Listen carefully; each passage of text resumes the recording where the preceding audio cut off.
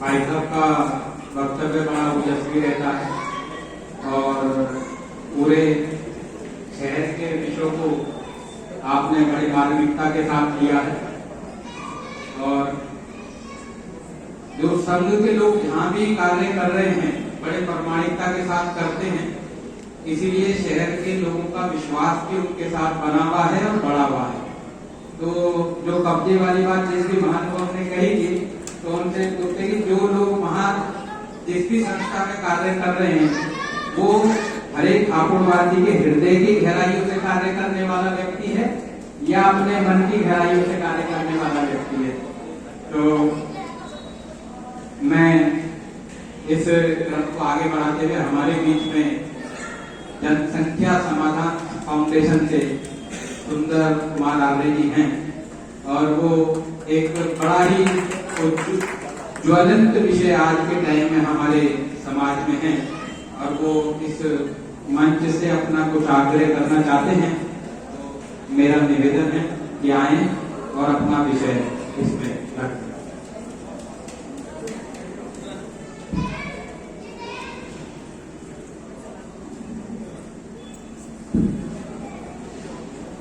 ओम ओम विश्वानुदेव सवितुर्दुरितानि पराः यद भद्रं तन्न आश्रय।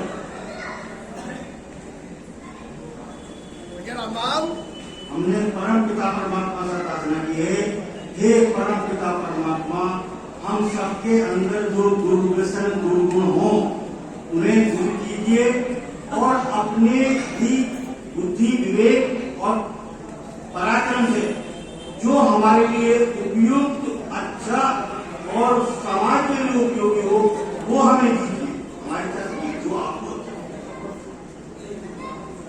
आज यही समाज के वनवासी कल्याण आश्रम का सम्मानित समर्पित सशक्त मंच को अभिनंदन करता हूँ। उन्होंने आज देश की एक ऐसी शख्सियत, ऐसी प्रतिभा, ऐसी विरासत के नाम पर ये आयोजन किया है जिससे संभव है बहुत ज्यादा लोग उनके जीवन व्यक्तित्व से परिचित हैं। साथियों, बिरसा मुंडा उस आदिवासी समाज में जन्मे थे जहाँ पर कोई संसाधन नहीं था, कोई सुविधा नहीं थी और वो ब्रिटिश समाज, ब्रिटिश शासन की क्रूर दास्ता का काल था। 15 नवंबर 1875 को एक बहुत गरीब निर्धन परिवार में बिरसा मुंडा का जन्म किया तो ग्राम छोटनागपुर तत्कालीन झारखंड में हुआ। बिरसा मुंडा की शिक्षा प्राथमिक मिशनरी स्कूल में हुई। मेरा बताने का उद्देश्य दोबारा जोड़ दीजिए, अंग्रेजों के द्वारा चलाई गई संस्था। जब मिशनरी स्कूल में पढ़ रहे थे तो वहां पे उन्होंने साहब एक टोपी एक की अंग्रेजी साहब आते थे टोपी लगा के, तो उन्होंने उस परंपरा का निर्धन रहते हुए विरोध किया और अपनी भारतीय संस्कृति के लिए अपना नारा बुलंद किया, जिसके कारण ब्रिटिश हुकूमत ने उन्हें विद्यालय से निकाल दिया। संपन्न परिवार के लोग तो संघर्ष कर सकते हैं, लेकिन जो गरीब परिवार था जिसके रोजी रोटी को अधिकार ना हो और वो उन्हीं के दया पे पल रहा हो, यदि वो बच्चा संघर्ष करता है तो नमन के योग्य है। इसके पश्चात बिरसा मुंडा वैष्णव विचारधारा से जुड़ गए। उनके गुरु आनंद पांडे जी, मेरा बताने का मतलब है वो हमारी भारतीय संस्कृति के अनुयायी थे, परम अनुयायी।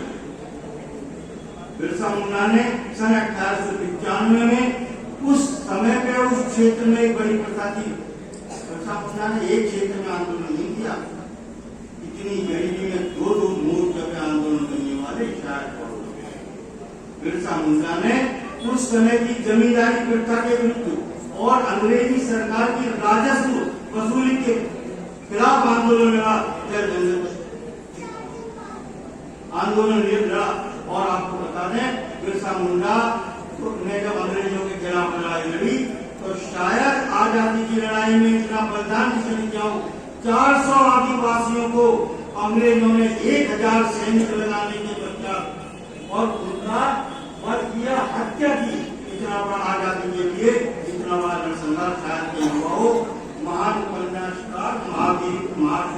जी ने कालजयी उपन्यास में लिखा है कि बिरसा मुंडा को अगर धरती पर 2 वक्त 2 थाली 2 घोटा वर्ष में 4 चोटी 2 मोटे कपड़े जाड़े में पाल मिले, ये उनका न्याय आता है तो प्रजा को बताता था। उन्हें धरती का आबा यानी धरती का भगवान आदिवासी लोग कहते हैं। ऐसे लोग, ऐसे महान पुरुष के नाम पर आज आयोजन करने वाले तमाम सम्मानियों को, इस समारोह के होने वालों को मैं अपने ओर से जनसंख्या समाधान फाउंडेशन की ओर से हार्दिक शुभकामनाएं समर्पित करता हूं और निवेदन करता हूं कि ये आयोजन यदि आप कर सकते। साथियों, बिरसा मुंडा ने जहां देश की आजादी और सामाजिक कुरीति के लिए लड़ाई लड़ी थी, तो बिरसा मुंडा यहाँ 2 बात के नायक थे, सामाजिक कुरीति और देश की आजादी। अब हम मुख्य बात बताना चाहते हैं। आज बिरसा मुंडा का जन्मोत्सव मनाया जाना तभी सार्थक है कि यदि हम बिरसा मुंडा के आज जन्मोत्सव पर कोई संकल्प लें, कोई प्रेरणा लें और उनकी भावनाओं का सम्मान। बिरसा मुंडा 1875 में पैदा हुए। 1900 में अंग्रेजों के द्वारा फांसी दे दी गई। मात्र 25 वर्ष की आयु में उन्होंने अंग्रेजों के छक्के छुड़ा दिए और देश की आजादी के लिए एक राह बना दी। तो दूसरी बात है कि आजादी आने में हमें 47 वर्ष लगे, लेकिन आजादी में के आंदोलन में जो बिरसा मुंडा का योगदान है वो युगों तक भुलाया नहीं जा सकता। उनके कार्यों के कारण एक ऐसे व्यक्ति को जिसे गांव के लोग नहीं जानते थे, आज हम भगवान के नाम से घोषित करते हैं। मैं उनके कृतित्व को नमन करता हूँ, उनके बलिदान को नमन करता हूँ। आज देश की आजादी को 75 वर्ष हो गए हैं। अभी एक बच्चा एक गाना अपने सुना रहा था, सारे जहां से अच्छा हिंदुस्तान हमारा। ये बात बिल्कुल सही, लेकिन इसके साथ एक बात और भी कही थी जो आप सबको विचार करने योग्य है। उस बच्चे ने कहा था, मजहब नहीं सिखाता, मजहब नहीं सिखाता आपस में बैर रखना। और भाइयों, इस बात पे आपको चिंतन करना होगा और करना भी चाहिए। मैं किसी की आलोचना नहीं कर रहा, लेकिन मजहब ही सिखाता है। 7.5 लाख लोग वैदिक सनातन धर्मी जब ये देश आजाद हुआ था, तो उस आजादी के पश्चात जो विभाजन की गिरीश का देश थी, 7.5 लाख लोगों की संसद। यदि आप इन्हें भूल जाएंगे, तो याद रखिए ये आजादी आपकी कायम है। मित्रों, आज देश पुनः विभाजन के कगार पर खड़ा हुआ है। आप चिंता करें ना करें, हर शहर हर नगर में और आज लोकतंत्र की व्यवस्था है। लोकतंत्र में जहाँ हमारे 405 एमपी जाते हैं, जहाँ हमारा देश का कानून बनते हैं, जहाँ विधानसभा में 425 एमएलए जाते हैं, इनमें 250 एमएलए ऐसे क्षेत्र हैं जहाँ पे कभी भी ये गर्मी नहीं जा सकते, नहीं जाएंगे। बहुत लोग सांसद कहते हैं हमारा नेतृत्व बड़ा सजग और सशक्त है, लेकिन अगर आप नहीं कुछ करोगे तो नेतृत्व आपका कब तक रहेगा। दोस्तों, बड़े बड़े वीर हुए अपने समय में काम करते चलेंगे। आज आवश्यकता इस बात की है, देश की बढ़ती हुई जनसंख्या और जनसंख्या का जनसांख्यिकीय असंतुलन आपको चेतावनी दे रहा है कि ये जो लोकतंत्र है आने वाले 10 वर्ष के अंदर ही आपके साथ नहीं रहने का है। अभी आप हर संगत रहिए, अभी आपका 20, अभी तो 25 और 125 का हिसाब है। आप 125 होते हुए भयभीत हैं। अब जैसे आप 100 पे आओगे, 50 आएंगे, आपकी क्या दुर्दशा होगी आप कल्पना कीजिए। इसी को लेकर देश के सजग प्रहरियों ने जो 1990 में सरकार बनी थी, जिसमें परिस्थिति बस ये भारतीय जनता पार्टी शामिल थी, लालच से नहीं परिस्थिति बस शामिल थी, देश की परिस्थितियों पर शामिल थी। जनवरी 90 में ऐलान हुआ और जिसको आप एहसान से कहते हो काश्मीर कच्छप की राजधानी, उस कच्छप की राजधानी से जहाँ तमाम ऋषि मुनि दुनिया के साथ साधना करते थे, आपके वैदिक धर्मी उस हाल में बताए गए कि अपने कपड़े लेके नहीं आए, अपनी बेटियों को लेके नहीं आए, माताओं को लेके नहीं आए। उस बहन ने संघर्ष किया। आज वो बहन हमारे मध्य में है और हमारी जनसंख्या फाउंडेशन की मुख्य सदस्य आपके संघ के बड़े महत्वपूर्ण प्रतिभावान शख्सियत आदरणीय नीरज कुमार जी हमारे मुख्य चले। उनके नेतृत्व में हम एक आंदोलन चला रहे हैं कि 2 बच्चों का कानून बने और अभी हमारा जनसांख्यिकीय असंतुलन दूर हो, ताकि सब लोग रह सकें, इस देश की आजादी सुरक्षित रह सके। इसके इसके लिए 27 नवंबर को रविवार का दिन है, आर्य समाज हापुड़ से 8 बजे यहाँ से बसों के माध्यम से हम दिल्ली को जगाने जाएंगे। शांतिपूर्ण हमारा आंदोलन होगा, धरना होगा, प्रदर्शन होगा। मेरी सब सगल लोगों से आग्रह है, विनती है, मेरे लिए नहीं, मेरे लिए भी, अपने लिए भी, आपके लिए भी और समझ देश के लिए 27 नवंबर को दिल्ली के जंतर मंतर पर अपना सब काम छोड़कर बहने भाई एकत्रित होकर जाएं, मेरे साथ जाएं, अपने साधन से जाएं और दिल्ली को ये बता दें, दुनिया को ये बता दें कि 2 बच्चों का कानून और जनसंख्या असंतुलन पर कानून बनाया जाना भारत की पहली आवश्यकता है, ताकि हमारा आज का सतर्क सांसद और सतर्क नेतृत्व माननीय मोदी जी, भारतीय जनता पार्टी की सरकार ये कानून बनाए, आप और मैं और हमारी संस्कृति सुखी पूर्वक जीवन जिए और जियो और जीने दो का जो हमारा संस्कृति का सिद्धांत है वो गरीबों को। जय भारत, वंदे मातरम। 2 बच्चों का हो कानून, हम सबका है एक जुनून, वंदे मातरम। आप सबका संजय कुमार आर्य, जिला महासचिव जनसंख्या समाधान foundation Hapur, national director NCRI government of India Bharat सरकार। धन्यवाद भाई साहब। हमारे बीच में श्री रवि गर्ग जी हैं मोहन इलेक्ट्रॉनिक्स से, श्रीमान अनिल जी, श्रीमती कविता मात्रे जी क्षेत्रीय महामंत्री भाजपा हमारे बीच में हैं, श्रीमान संजय सिंह जी, श्रीमान मोहन बजरंग जी, श्रीमान विनोद कंसल जी और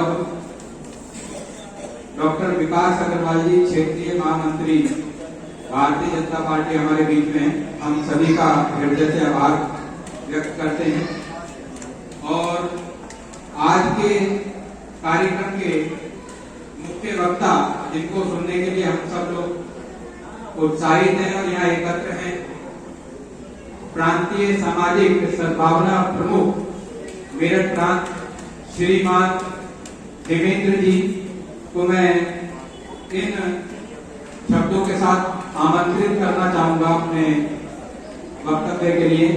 दिव्य हुआ पंडाल ये, दिव्य हुआ है मंच, दिव्य दिवस ये हो गया, आए जो श्रीमान हेमंत की वजह। जोरदार तालियों से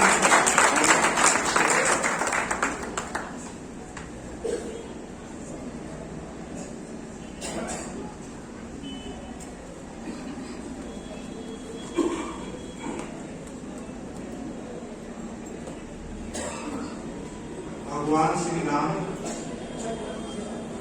और भगवान हिंदा जी को स्मरण करते हुए आज का कार्यक्रम है वनवासी कल्याण आश्रम, इसके माननीय अध्यक्ष जी मंच पर विराजमान वनवासी कल्याण आश्रम से संबंधित साहित्यवान कार्यकर्ता, सम्मुख उपस्थित हापुड़ नगर के जनपद एवं मातृशक्ति,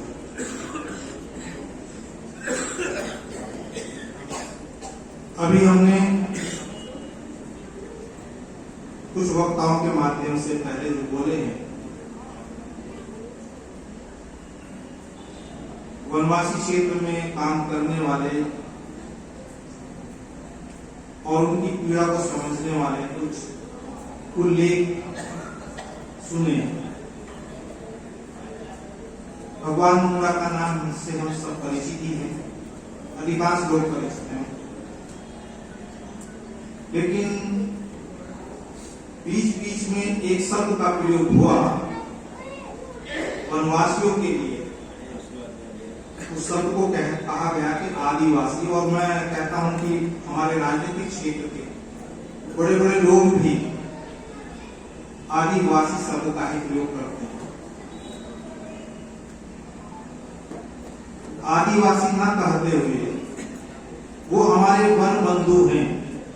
वनवासियों संवैधानिक दृष्टि से अनुसूचित जनजाति के अंतर्गत आते हैं। तो हम बड़े प्यार से उनको वन बंधु कहें।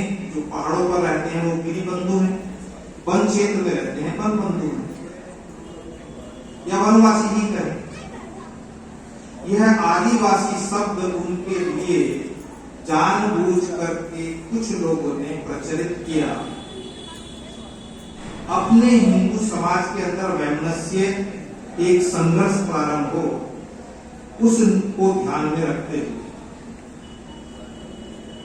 पहले ये आदिवासी शब्द नहीं था, सब इनके लिए वनवासी शब्द, और इनको भी उकसाया गया। चाहे वो अंग्रेज थे जिन्होंने उकसाया, चाहे अंग्रेजियत के आधार पर अपने जीवन को ढालने वाले और समाज को तोड़ने वाले वामपंथी कम्युनिस्ट लोग चाहे हों, और भी कुछ शक्तियां लगी हुई हैं जो हिंदू समाज को तोड़ना चाहती हैं। इनको आदिवासी कहकर के भटकाया, क्योंकि इस देश के आदि पुरुष आदि प्रारंभ के लोग तो आप ही हैं। बाकी और जो लोग यहाँ आए हैं, जो अपने आप को आर्य या सनातनी या वैदिक नाम से पुकारते हैं, इन सब ने आपको आक्रमण करके आपको भगा करके मैदानों से भगाते भगाते पहाड़ों की पिंजराओं में या वन के क्षेत्र तक सीमित कर दिया।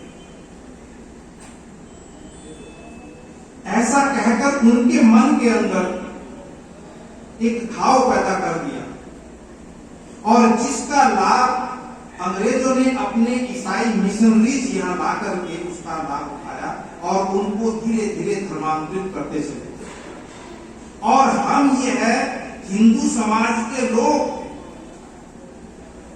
भारतवर्ष के इस चीर हरण को टुकुर टुकुर देखते रहे। हमने कोई कृत्य उनके पक्ष में उनको लेकर के नहीं। ये दुर्भाग्य था उनका, कहिए कि भारत माता का दुर्भाग्य कि वो हमसे कटते चले गए, और धीरे धीरे बड़ी संख्या में जो प्लानिंग लेकर के ईसाई मिशनरीज यहाँ पर आई थी वो उसमें सफल हुए, और भारत के बहुत बड़े हिस्से को उन्होंने ईसाई लैंड बनाने की तरफ ले गए। आप सभी जानते हैं, चाहे नागालैंड हो, मिजोरम हो, मणिपुर हो, जो उत्तर पूर्व के क्षेत्र हैं, उनमें बहुत बड़ी संख्या में ईसाई संख्या कहां से है। मध्य प्रदेश, छत्तीसगढ़, झारखंड, तेलंगाना, यहां पर भी जो ईसाई संख्या बढ़ी, ये कहां से आई? कहीं इंग्लैंड से तो नहीं आई। उन्होंने उनके बीच में जो भी कार्य किए, चाहे वो चिकित्सा के थे, सेवा के थे, शिक्षा के थे, लेकिन उद्देश्य तो उनका धर्मांतरण करना था, और उन्होंने किया। राष्ट्रीय स्वयंसेवक संघ के ध्यान में बातें आई, तो उन्होंने संगठन ने अपने अनेक प्रचारकों को पूर्ण स्थानों पर दिया।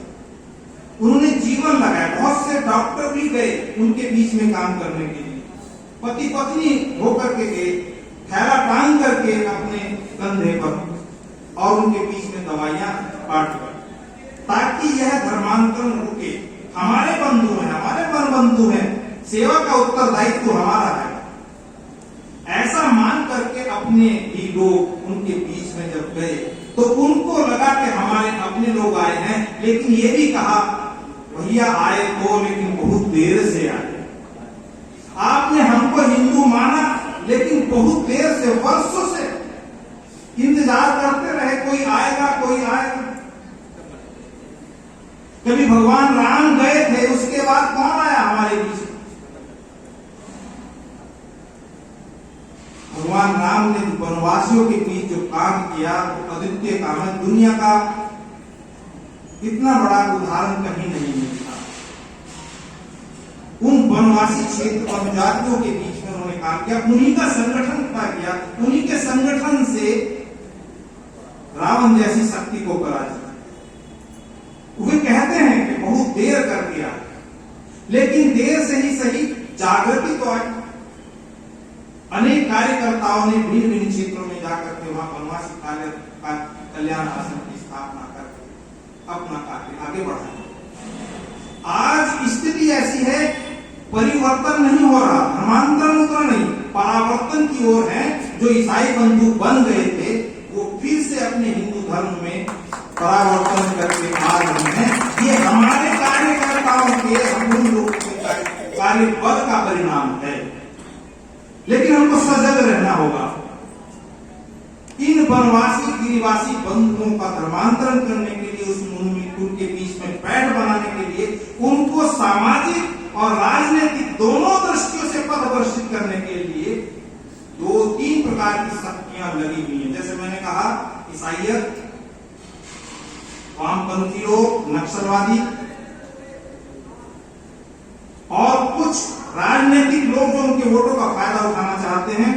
और एक शक्ति और सम्मिलित हो गई है देख करके, जिसको हम कट्टरपंथी इस्लामिक शक्ति कहते हैं। उसकी भी दृष्टि उस तरफ है, उसने भी उधर कार्य करना प्रारंभ कर दिया है। हम आज इस वर्ष स्वतंत्रता का 75वां अमृत महोत्सव मना रहे हैं। इस अमृत महोत्सव मनाते समय हम अनेक क्रांतिकारियों को याद करते हैं, चाहे सुभाष चंद्र बोस हैं, सरदार भगत सिंह, बहुत सारे हैं जिनको हम याद करते हैं। लेकिन इनसे भी अधिक जीवन देने वाले, बलिदान, अपना सर्वस्व निछावर करने वाले, बलिदान देने वाले वनवासी लोग थे, जिन्होंने बड़ी बड़ी संख्या में अपने बलिदान दिए हैं। और यह बलिदान केवल अंग्रेजी शासन काल के अंदर हुआ ऐसा नहीं। जब से यह देश परतंत्र हुआ, चाहे वो इस्लाम के अधीन रहा, मुगलों के अधीन रहा, चाहे वो अंग्रेजों के अधीन रहा, तब से ही इन वनवासी क्षेत्र के रहने वाले वन बंधुओं ने संघर्ष किया, लगातार संघर्ष किया। महाराणा प्रताप जब मुगलों से संघर्ष कर रहे थे, क्या उनका साथ कोई राजपुताना के राजपूत दे रहे थे? उनका साथ देने वाले भी वनवासी ही थे, वन बंधु थे, जिनको भील कहा गया है। उन्हीं के नायक थे मुंजा, राणा मुंजा, जिन्होंने संपूर्ण भीलों को संगठित करके और महाराणा प्रताप की सेना में भर्ती करा, उनका साथ दिया।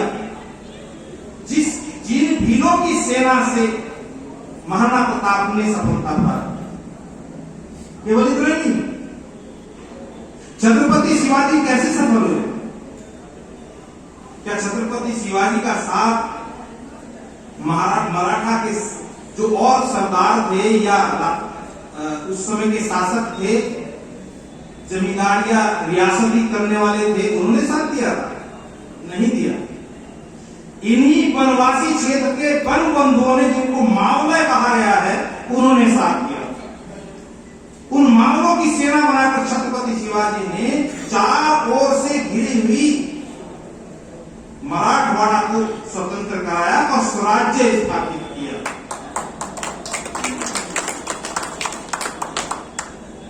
मध्य भारत के अंदर छत्रसाल संघर्ष कर रहे थे। मैं मुगलों के शासन की बात कर रहा हूं। छत्रसाल ने अपने 76 वर्ष की आयु तक युद्ध करते रहे। उनका साथ भी किसी राजाओं ने, क्षत्रियों ने नहीं दिया था। मध्य प्रदेश की जनजाति बंधुओं ने ही उनका साथ दिया था। और जिनको सैनिक बनाकर, अपनी बड़ी सेना बना करके जो लगातार औरंगजेब के साथ संघर्ष करते रहे और उनको मराठवाड़ा तक जाने नहीं दिया, मध्य भारत से नहीं गुजरने दिया। इस मुगल काल के अंदर भी जो संघर्ष हुए, पंजाब क्षेत्र के अंदर गुरु गोविंद सिंह लड़ रहे थे। गुरु गोविंद सिंह का साथ देने वाले भी पंजाब के दलित समाज के लोग थे। बाद में वे ही सैनिक जो बने थे, उन केसधारी बन गए थे सब के सब। वे केसधारी आज भी दलित हैं, उनको स्वीकार नहीं किया गया। केस बांधते हैं, उनके गुरुद्वारा लग रहे हैं, उन्होंने साथ दिया। कहने का अर्थ यह है कि मुगल काल के अंदर भी लगभग 600 वर्षों तक मुसलमानों ने शासन किया। इनके साथ जो संघर्ष हुए, इन्हीं वन बंधुओं ने संघर्ष किया।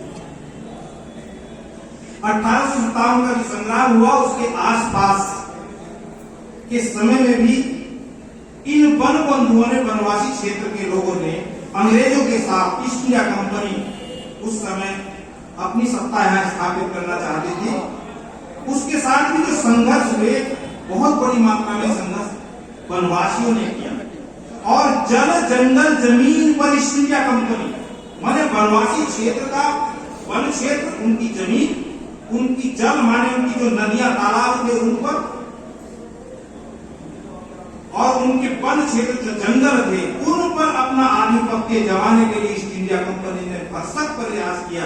लेकिन अपना जल जंगल जमीन को बचाने के लिए बिरसा मुंडा जैसे अनेक वनवासी, बिरसा मुंडा तो बाद में आए, उससे उनसे पहले अनेक वनवासी बंधुओं ने अपनी प्राणों की आहुति दी है और बड़े बड़े आंदोलन चलाए हैं। मैं प्रमुख आंदोलन का उल्लेख आपके सामने करूंगा, जिसमें जनजाति के बड़े आंदोलन हुए। मुगलों के समय के आंदोलनों का उल्लेख मैंने कर दिया है। इसमें मुगल काल में जो 4 आंदोलन प्रमुख माने गए हैं, भक्ति आंदोलन, भगत आंदोलन, गरखा आंदोलन, कोल आंदोलन, ये मुगल काल के अंदर हुए। और इनमें केवल पुरुष ने भाग लिया ऐसा नहीं, महिलाएं ने भी बढ़कर के भाग लिया, जिनमें दुर्गावती, कमलावती, सिंगई दई, कैली दई, इन्होंने बढ़ चढ़कर भाग लिया और अपने प्राणों की आहुति दी, संघर्ष किया। जल जंगल जमीन की सुरक्षा के लिए 1857 के आसपास, थोड़ा पहले थोड़ा बाद में, नीलांबर पीतांबर आंदोलन हुआ बिहार के अंदर, शंकर शाह रघुनाथ साहब आंदोलन गुजरात में हुआ, और भीमा नायक द्वारा आंदोलन हुआ। ये बड़े आंदोलन थे जो उस समय में हुए। और 1857 के बाद लाखों की संख्या में जनजातियों की क्रांतिकारी शहीद हुए। कौन कौन से आंदोलन प्रमुख हुए हैं, हम अपने आंदोलन को तो जानते हैं, जलियांवाला बाग के कांड को जानते हैं, लेकिन जलियांवाला बाग का जो कांड हुआ, इससे भी भयंकर कांड हुए वनवासी के लिए। वन बंधु जो संघर्ष कर रहे थे उनको जो मारा गया, उससे भी भयंकर कांड हुए। टाना भगत आंदोलन, नशा मुक्ति आंदोलन चलाया। वनवासी क्षेत्र के लोगों को नशे में डुबाना चाहते थे अंग्रेज लोग, फ्री में शराब बांट करके, उसके खिलाफ नशा मुक्ति आंदोलन चला गया। साफा होड़ आंदोलन चला गया। जंगल को बचाने के लिए जंगल सत्याग्रह चला गया। अपने बीच में ईसाई मिशनरीज काम कर रही हैं, उनके अगेंस्ट वनवासियों ने भी अपने शिक्षा ज्योति जागरण आंदोलन चलाया। और इन सब आंदोलनों का मुख्य उद्देश्य था स्वराज, अपना राज्य स्थापित हो, अपना हिंदवी राज्य आए फिर से, क्योंकि इतने लंबे समय तक मुगल सल्तनत, मुगल काल देखा, फिर अंग्रेजों का काल आ रहा था, उसको देखा, तो अपने आप को बचाए रखने के लिए ये स्वराज के लिए आंदोलन चले। बिहार के अंदर रोहतासगढ़ स्थान है, जहां महिलाओं ने और उरांव नाम की वहां एक जाति है, उन्होंने मिलकर के मुगलों के, पठानों के विरोध में 3 बार युद्ध किया और तीनों बार युद्ध जीता, और उसमें सैकड़ों वन बंधु शहीद हुए। गोंडवाना क्षेत्र जो दक्षिण का जो पठारी क्षेत्र है, इसमें भी गोंड समाज के लोगों ने बहुत बड़ा आंदोलन किया और अंग्रेजों के साथ युद्ध किया। 1860 में, जिसका नेतृत्व रामजी गौड़ कर रहे थे, 1000 से अधिक